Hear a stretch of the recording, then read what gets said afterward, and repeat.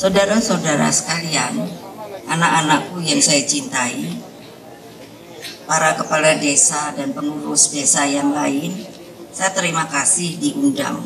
Saya tidak menyangka akan diundang karena meskipun saya tahu, karena saya ini suka belusuan ke desa-desa. Kalau namanya belusuan itu pasti itu bahasa Jawa ya. Jadi kalau bahasa daerah lain, diam-diam pergi ke desa-desa, tidak perlu gembar-gembor untuk melihat cara kehidupan di desa itu sebagaimana sih betulnya. Jadi kalau tadi saya dengarkan, dan tentunya saya harus menyebut yang hadir, yang namanya tidak perlu semuanya disebut ya. Yang paling penting itu adalah tentu Menko Pak Luhut, lalu Menteri Dalam Negeri Pak Tito Karnavian. Saya tanya apa Menteri Desa ada Wamen yang hadir, lalu tentunya yang mengundang saya yaitu Asosiasi Pemerintahan Desa Seluruh Indonesia, APDESI, Bapak Asri Anas, lalu Asosiasi Badan Permusyawaratan Nasional, APDENAS, yaitu Bapak Sutaryo, bukan Sutarwijaya, ya susah lo namanya, jadi mohon maaf kalau salah nama. Lalu itu APDENAS dan Dewan Pimpinan Nasional Persatuan Perangkat Desa Indonesia atau DPN PPDI. Kok hampir sama PDI Perjuangan ya? Lupa atau mirip? Jadi namanya Bapak Indra Utama Widi Hartono. Saya ini suruh bicara. Jadi nanti kalau bosan teriak ya, karena panas ya. Karena saya karena sudah terbiasa bertemu dengan rakyat. Kalau dilepas saya bisa loh 3 jam terus menerus. Betul, ini bukan bohong. Nah, nggak mau nanti situ kalau onos pada makan belum.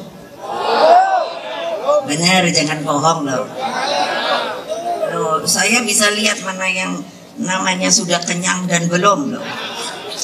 Jadi karena saya kalau sebagai presiden itu sudahlah Pak Jokowi saja. Jadi kalau saya ambil yang sebagai ketua Dewan Pengarah Pembinaan Ideologi Pancasila. Mengapa beliau menyuruh saya? Karena beliau merasa yakin kalau saya ini dari sisi ideologi adalah Pancasilais. Pertanyaan saya, yang kumpul di sini sebagai katanya desa bersatu, orang-orangnya itu semua orang-orangnya loh Pancasilais apa tidak? Kok kayaknya suaranya masih ada ragu-ragu ya? Berarti masih ada yang belum masuk ke hati bahwa kalian itu Pancasilais loh. Kenapa saya mengatakan selalu begitu? Karena gini, saya membuat sebuah salam, nanti tolong ditiru. Nah cuman maaf, seribu maaf, ibu karena sudah tua ya, umur ibu sekarang 76. Jadi alhamdulillah, terima kasih. Jadi saya kalau disuruh berdiri situ, kaki saya nanti yang ini, apa namanya, dia marah. Jadi mohon beribu maaf, saya duduk ya. Nah, jadi sudah ada yang harus disosialisasikan. Saya minta tolong kepada mereka yang merasa ideologinya Pancasila atau orangnya Pancasilais, kalau untuk adakan rapat, adakan pertemuan itu memberi salam. Jadi begini, kalau saya angkat begini, lalu saya teriakkan seharusnya berdiri, salam Pancasila. Lalu nanti kalian menjawabnya juga sama, tapi kan kalian sudah berdiri.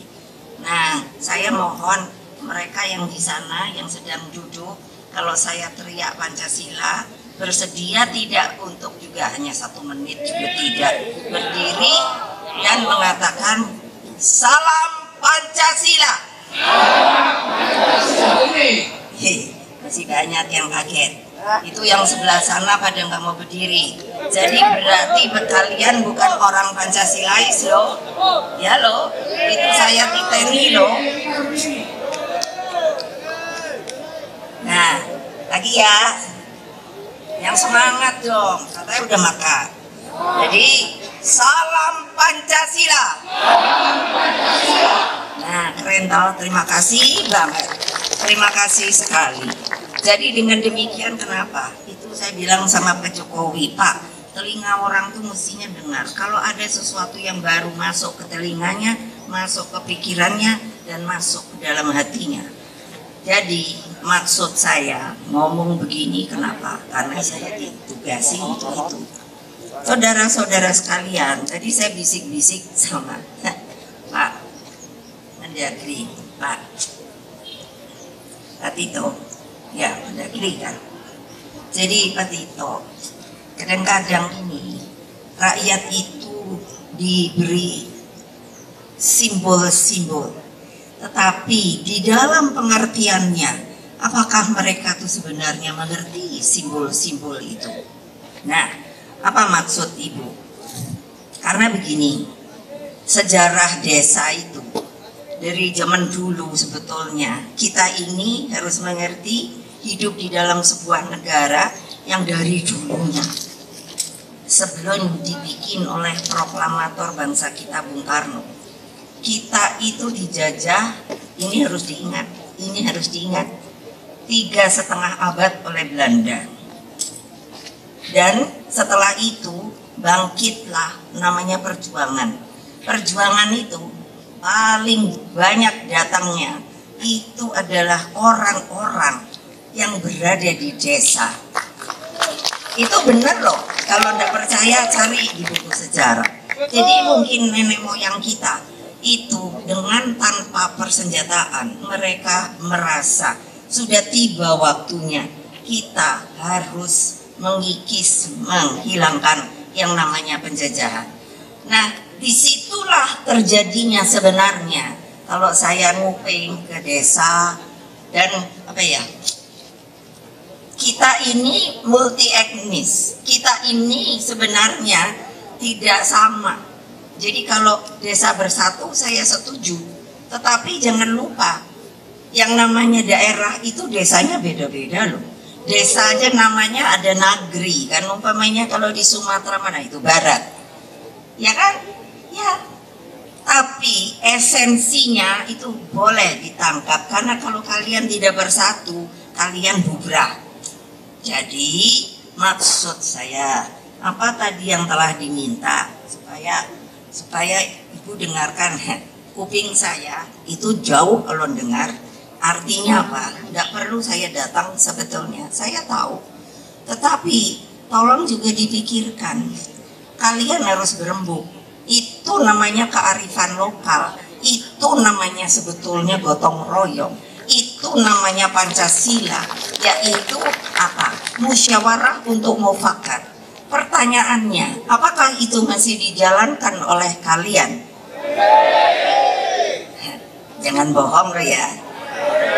Kalau Ibu datengin nanti busuk-busuk loh. Ya, karena itu kekuatan desa. Karena kalau tidak ada lagi hal itu, sudahlah, kalian hanya dijadikan apa? Seperti wayang, suruh ke sana, suruh teriak-teriak, suruh ke situ, nanti teriak-teriak lagi. Padahal esensinya itu tahu apa? Esensi itu apa? Hakikat isinya. Apakah benar dapat membantu kehidupan kalian di desa apa tidak? Ini yang harus benar. Kepala desa kalau terpilih itu benar loh, ngurusi rakyatnya loh. Tadi dibilang bahwa di compare. Oh tadi saya dengarkan toh Pak siapa? Bilang kalau kepala desa itu selalu kayaknya koruptor dibandingkan katakan yang lain gitu. Saya suka mikir ibu ini suka melihat loh. Untuk jadi kepala desa sekarang, ayo ngomong loh, jangan bohong lo ya, yang benar loh. Karena ibu suka belusukan. Kalau lagi mau ada pemilihan, ibu suka nongkrong, ingin tahu, yang dipilih siapa ya. Nah, orang-orang pada bilang, tapi bu, ada 3 calonnya bu. Terus, padahal kita senangnya yang Pak A. Terus, iya, tapi yang Pak C itu, wah, bandannya oke bu. Ya, jangan paham loh. Itu fakta lapangan loh, saya tahu loh. Benar apa tidak? Kurang banyak yang teriak. Ayo. Sudah, berhentilah, jangan dilakukan itu. Karena saya selalu bilang, kamu itu harus dicintai dan mencintai rakyat. Karena dengan demikian, apa yang diinginkan oleh desamu itu pasti bisa terwujud. Tadi kan disebut tuh, tadi sebelum saya datang, wah teriak-teriak gitu kan.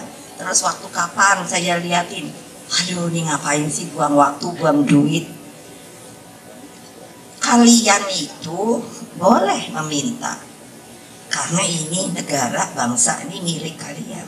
Tetapi juga harus mikir, seberapa jauh sih negara kita ini yang namanya dari sisi keuangannya.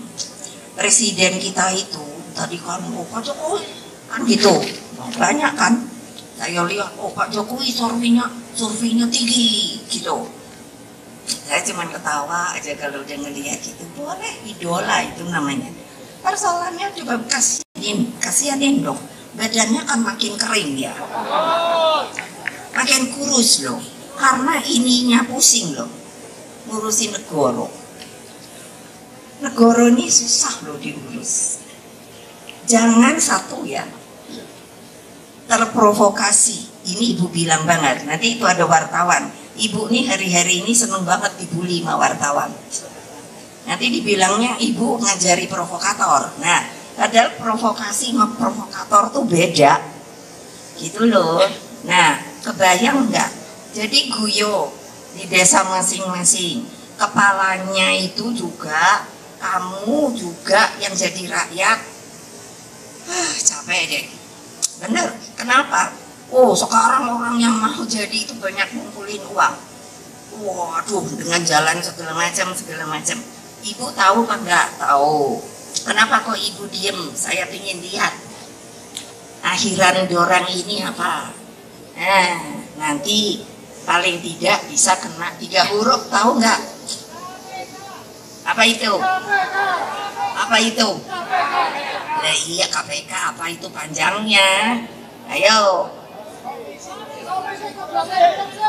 Nah, hati-hati loh. Saya udah ngomong loh, terbuka loh. Banyak orang nggak berani ngomong kayak saya gini loh.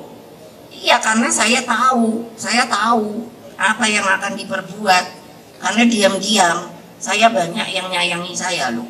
Jadi mereka mau loh. Jadi mata saya, telinga saya, kalau liatin orang itu kayaknya nggak bener, diam aja ya. Nah, tapi ibu, pikiran ibu tuh benar. Waduh bu, katanya, iya toh, iya bu, ya wes tenang, diam. Jadi tolong jangan kebawa arus, ngerti? Itu Pancasila. Karena apa? Di kita yang namanya gotong royong itu adalah apa? Keteguhan hati dan pikiran. Kalau A, ya A. Kalau B, ya B. Nggak ada. Nah, saya bilang politik sekarang itu seperti orang berdansa. Ini tahun-tahun ini politik. Kenapa? Karena orang lagi mikir, aku melu no kono atau aku melu kono. Atau melu dua-duanya, pusing akhirnya pingsan dewe. Gitu loh. Jadi jangan terbawa arus. Pilih orang yang baik. Nah, seperti Pak Jokowi itu kan saya pilih karena saya yakin beliau orang baik. Oke? Nah, saya jadikan bisa ngatur pemerintah. Tentu semua itu tidak bisa disenangkan. pro kontra pasti ada. Tetapi sebagai warga negara Indonesia yang berdaulat dan merdeka dan mempunyai ajas ideologi Pancasila, kalian sebagai anak-anak bangsa harusnya punya pendirian bahwa kalau sebagai bangsa saya tidak mau dipecah-pecah. Tadi sudah mengakui bahwa kami adalah Pancasilais. Ikuti, kalau nggak mau ikut nggak apa-apa, bilang, tapi jangan sembunyi. Banyak orang sekarang yang menurut saya munafik, sembunyi dia. Kalau saya, ya ini ada depan, saya tinggal nunggu wartawan bully saya nggak gitu. Terus nanti saya tanya, itu media mana tuh yang bully? Mana lagi yang bully? Namanya siapa? Saya tahu. Dia disuruh, tapi dia tidak mengenal Pancasila dan tidak mengenal apa namanya kalau di media, kode etik jurnalistik. Itu mereka itu. Tinggal saya terima aja. Oke. Karena apa? Sebetulnya saya boleh gugat loh. Tapi kasihan loh mereka. Mereka kan cari makan juga. Iya, cuman kenapa ngikut-ngikut? Itu loh, enggak. Itu apa? Itu Pancasila loh. Kalau situ mau tahu Pancasila aku apa tahu, Bu? Saya kalau ke desa apa? Duduk Blosor, kepala desanya, Bu. Dulu kan saya DPR-nya Jawa Tengah 3 kali. Kalau datang gitu, nanti ya kepala desanya, Bu, bisa datang ke rumah, nggih monggo, wonten napa Pak? Nggih, ngobrol mawon. Saya bisa bahasa Jawa. Iya, gitu. Saya bisa bahasa Bengkulu. Saya bisa karena ibu saya Sumatera. Jadi jangan kalau main-main gitu kupingku ntar nggak denger loh. Suami saya orang Palembang. Wong Kito, mana sih bagian Wong Kitonya? Nah ini Wong Kito. Nah aku nggak bisa dibohongin sama dia. Nah, mak mano iko. Saya suami saya kan orang Palembang udah meninggal, Pak Taufik. Kalau ngomong di rumah bahasa Palembang supaya nggak lupa, gitu loh. Jadi untuk begitu saya minta dengan sangat, tolonglah jaga kemerdekaan ini juga. Susah payah loh nenek moyang kita. Udah Bung Karno itu mulutnya mengorganisir orang banyak, tapi mulutnya yang menyebutkan proklamasi. Jadi diberi nama proklamator. Kalau saya nanya, Bapak tuh benernya takut nggak sih waktu mau ngomong itu? Ya takut lah. Orang di situ banyak tentara Jepang, masih apa sih? Kalau spelling tuh kayak no jaga gitu tuh apa namanya? Bukan berdiri. Oh standby. Iya, jadi kan intinya bisa gitu dia bilang proklamasi. Nah, begitu langsung bisa ditembak. Itu sejarah. Itu sejarah. Kalian yang lupa pada sejarah, tidak tahu menjadi siapa kalian, tinggal di bumi Indonesia yang telah merdeka ini, maka kalian adalah orang-orang yang melupakan sejarah kalian sendiri. Kenapa? Coba lihat nenek moyang saya kemana-mana adalah makam-makam. Itu saya selalu hormati loh. TMP di mana-mana. Di negara lain belum tentu loh. Saya mungkin orang yang sudah 2/3 keliling dunia. Setiap keliling dunia saya minta ke TMP, nggak ada yang bilang nggak ada. Artinya kemerdekaannya diberikan, bukan dilawan dengan darah dan air mata. Di kita tuh begitu loh, jangan lupa loh. Nanti anak cucu kalian mau dijajah lagi. Ayo, mau? Iya, mikir. Kalau saya suruh bicara Pancasila, ini yang saya katakan. Saya nggak akan bohong. Kalau ada yang mau membantah debat sama saya, silakan. Karena saya tahu persis. Kenapa? Bapak saya itulah si sang proklamator. Kalau nggak gitu, kalian udah jadi penjara lagi. Terus apa yo namanya waktu zaman Jepang, Promusa. Iya, itu kerja paksa loh. Kita banyak, kalau kalian mau nanti di BPIP itu foto-foto otentik zaman penjajahan saya suruh kumpulkan supaya rakyat kita sadar, sesadar-sadarnya siapa dia, siapa dia, siapa dia, rakyat Indonesia yang tercinta untuk membangun apa? Negara Indonesia yang merdeka menuju apa? Indonesia Raya. Kalau kalian hanya bicara mesti dibagi duitnya segini, mesti gini, kerja dulu. Iya dong, sudahlah, ibu suka mikir, prihatin dong. Ngapain hari gini masih demo sih? Nggak usah, ini ada. Katanya ini pimpinan, suruh baik-baik datang. Ini Pak Utut ada, ini juga dari DPR, datang baik-baik. Ngapain kalian? Mau bukannya apa? Katanya ibu, namanya demokrasi, orang boleh dong demo, yes. Tapi tidak begini caranya. Karena sudah buang duit. Tadi dibilang datangkan ke sini, yang paling banyak duitnya lapor sama ini adalah Jawa Timur. Karena apa? Angkutannya 3 kali. Kuping ibu kan nggak dengar banget. Ngapain? Udah kerja baik-baik. Nggak akan keinginan. Wah, ibu ini belajar loh dari Bung Karno. Apa itu namanya? Propaganda, bla-bla-bla. Apa supaya neken orang biarin kalah?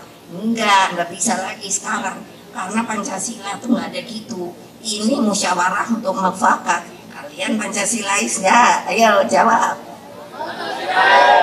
Nah, jangan loh. Ntar kalau ibu blusuk tempat kamu, ternyata nggak gitu ya sudah ya. Kalian kepanasan. Padahal yang mesti ibu bacakan segini loh. Tapi saya pikir, enggak lah, kasihan kan. Ini pulang langsung kan? Loh iya, jam berapa selesainya? Nah, wes, kok kapan-kapan ketemu nih? Wes, ora usah ngamuk-ngamuk. Percaya sama ibu gak? Nah, ya udah, merdeka! Merdeka! Merdeka!